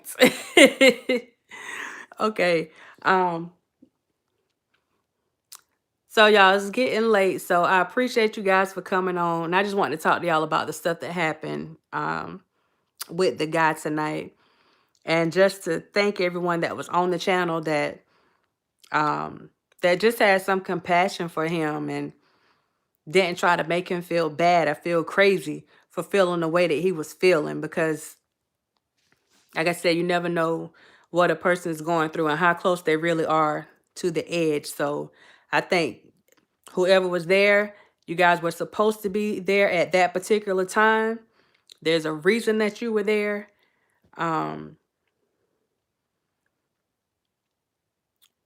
So I'm just asking that you accept that there was a reason that you were there. So you have to, only you would end up knowing what that reason is, but there's a reason that you were there. So just like the guy that was on here, you know, just try to help when you see people coming after people hard and you can't see somebody's hurt whenever they're typing. They can tell you that they're hurt, but you can't see that hurt. But if you put yourself in that person's shoes and think about if that was done to you, how it will make you feel, and understand that person may be dealing with a whole other set of things. So if it makes you feel bad, then imagine how they could be feeling when they're dealing with other things as well. So my challenge to all of you guys is just to just pay attention to what's going on and start calling stuff out. You don't have to be nasty about it, you know, or even if you don't call the person out, if you see the other person getting attacked, just trying to give them a word of encouragement or something. Look, don't let that get to you. Don't let it get to you, you know, just something to let people know that you care, that you're concerned. You don't have to know them. We should have a certain degree of compassion for everybody, whether we know them or not. So just something.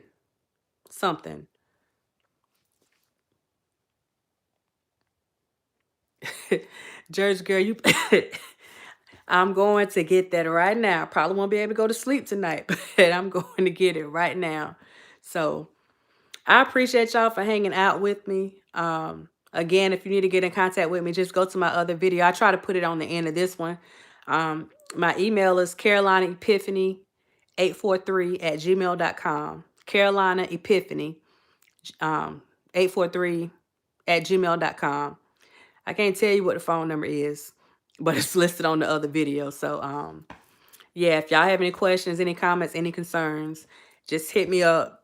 If I don't answer, I'll get back in contact with you the same day. I promise I'll get back in contact with you the same day. So other than that, you guys have a blessed one. Remember that you were here on purpose. So walk in that purpose on purpose, if that makes sense. So you guys stay prayed up, and I'll see you next time.